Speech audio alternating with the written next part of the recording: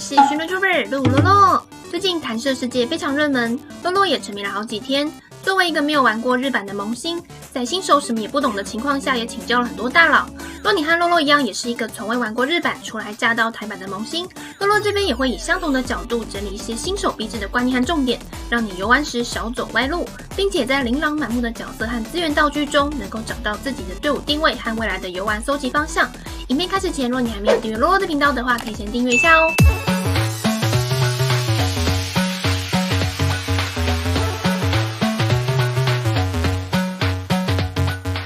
玩到现在，发现这款游戏其实无氪玩家也可以玩得很开心，而且也有自农的方式，礼包内容和日版比起来也佛心很多。总之，弹射是个落觉得玩法新颖、社群系统活跃、活动频繁、福利很多的游戏。如果你是个不打算花太多钱又想要长期玩的新玩家，建议要刷个好的手抽，让你有成功的一半。如果不想要查手抽排行榜的话，洛最推荐一定要有的开局角色就是费龙，因为这支角色十分万用，是很多主流队伍队长的常见后备位，且具备强力输出和使用的贯通效果。详细的5星角色特性，洛会放在另外一支影片里面。再来，若是要拼完美开局，可以是费龙加克拉丽丝，或是费龙加菲利亚。如果有飞龙加西路提更好。另外，若是在前面的抽卡过程中，也建议再有一只假3星真6星的万用角夏苏苏。队伍组成主要为3个输出手搭配3个辅助位，输出手队长可以触发队长技，而辅助位可以和输出手产生共鸣输出。要如何搭配的好，取决于辅助角的能力与技能，跟属性没有关系。在游戏中主要有6大属性，组队时先找有没有适合的属性队长，再搭配对应的属性队员，最后再看是否有适合该输出手的辅助位。如果一开始不知道怎么判断辅助位如何带，只要看输出手若是爆发型的能力和技能的话，就给他搭配同为爆发型能力和技能的角色；若是辅助类型的输出手，就搭配也是辅助或增益面向的角色给他。而常见好用的辅助位像是队长最爱用的费龙，增加技能伤害的拉姆斯，万用3星夏苏苏。其他就要看不同的角色特性来按照不同的需求搭配辅助角色。关于成型队伍的推荐组法和说明，洛也会放在另外一支影片。再来说关于升级的流程，首先开局先将主要的体力推主线到 Normal 第6章，过程中也会逐一解开所有的 BOSS 战。如果快没体力又想继续玩，也可以去刷共斗来获得丰富的经验，快速升等。同时每天的3次加倍也可以去刷迷宫中对应属性的关卡来升级队伍。当主线第6章解完后，也就会解锁最后的 BOSS 战的大蛇关。接下来就是疯狂的刷 BOSS 战来兑换每个月商店里必换的道具，同时也可以边刷 EX 难度的1到6章。此时差不多也可以挑战活动页面中一个叫做崩坏域的关卡，可以在这边获得许多免费的5星武器和大量的新闻，不打白不打。最后 EX 1到6章都解完后，也可以打一打主线第7章，同时培养更多不同属性的队伍和持续搬空 BOSS 商店的素材。当崩坏域以及共斗的东西都搜集差不多后，目标就放在路尔下的交易所。里面这把需要50张情谊之阵的马尔提之枪，在贯通状态下攻击力加280%，也通用于大家队伍中常搭配的费龙。情谊之阵需要你开满50名角色的玛纳图板，因此呢，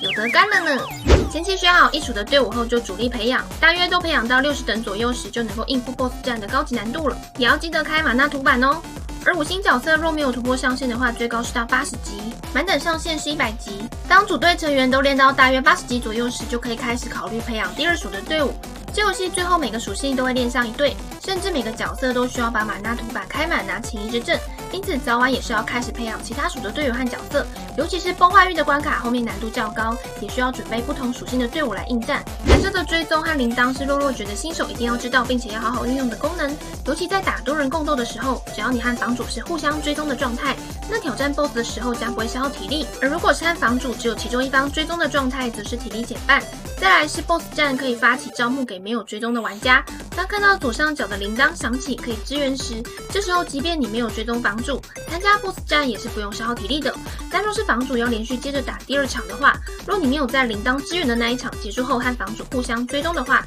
下一场就需要消耗体力。这也是我们在打多人共斗时可以多养成互相追踪的好习惯，等到追踪人数快达上限时，再去清除自己的追踪空间。也由于互追的情况下，只有房主需要消耗体力，因此也可以约好3个人互刷，或是自己开小号等等。等到房主的体力用完后，再换另外一个有体力的人开房，如此循环，就可以节省大量的体力，获得更多的经验和奖励哦。因此，当自己的体力用完不知道要干嘛的时候，就可以当个吴伯义或是熊猫等待铃铛出现，就可以加减赚些经验和奖励。若刚好遇到要连刷的时候，就能够互追继续刷下去，运气好也会刷到自己升级满体。玛纳是这个游戏很重要的一个升级材料，一开始虽然看起来会觉得很多，但等到要用的时候是跟水库泄洪一样快哦。玛纳最主要的用途就是用在提升角色的玛纳图板，这也是游戏很干的一个地方。升级玛纳图板可以解锁角色的被动能力和提升技能等级。当解锁3个能力后，也会解锁角色的新例会，例如菲利亚的腋下。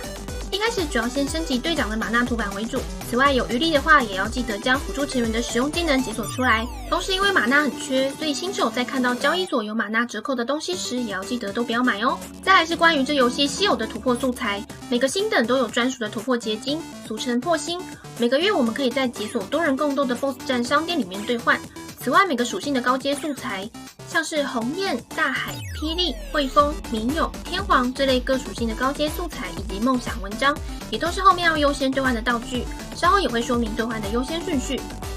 新手前期可以完全不用抽武器池，只需要从 BOSS 商店和崩坏玉来兑换免费的武器即可。依照角色不同的特性，可以帮他装上合适的武器。此外，从角色的玛纳图板这里可以看到有一个能够放置魂珠的栏位，这是需要透过觉醒武器来获得。我们可以从右下选单找到装备觉醒，有出现类似折叠图示的武器，就代表有多的武器可以觉醒。觉醒武器需要消耗黄色锻造石，觉醒成功后就能够获得一颗魂珠，2阶就2颗，以此类推。接下来将获得的魂珠装备在角色的玛纳图板上，魂珠装备成功就可以看到显示在队伍栏位下方。魂珠有些会分属性绑定，并且可以随时拆卸，因此也是一个影响战力很重要的道具哦。